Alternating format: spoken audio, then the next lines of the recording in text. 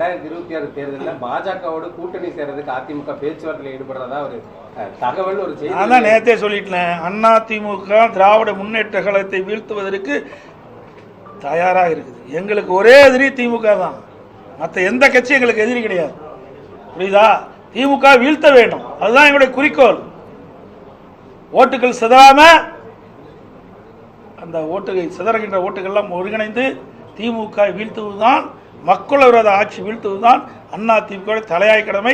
அதுதான் நாங்கள் வருகிற 2026 நடக்கும். பாஜக கீஜக 6 மாசம் கழிச்சு கேளுங்க. அதாவது எல்லாமே யூகத்தின் அடிப்படையில் கேட்கிற கேள்வி. இதுக்கு என்ன பதில் சொல்ல முடியும்? நாங்க தான் சொல்லிட்டோமே, யாரெல்லாம் அங்க இருக்கிறாங்க, யாரெல்லாம் இங்க இருக்கிறாங்க, எல்லாம் 6 மாசத்துக்கு முன்னாடி சொல்லப்படும். இது ஒன்றும் மறைச்சிட்டுலாம் செய்ய முடியாது, வெட்ட வெளிச்சமா செய்யப்படும், செயல்படுத்தப்படும். இதுல எந்த மாற்று கருத்து கிடையாது. தற்போது இதுதான் நிலை. இன்னும் 1 வருஷம் இருக்குதுங்க தேர்தலுக்கு.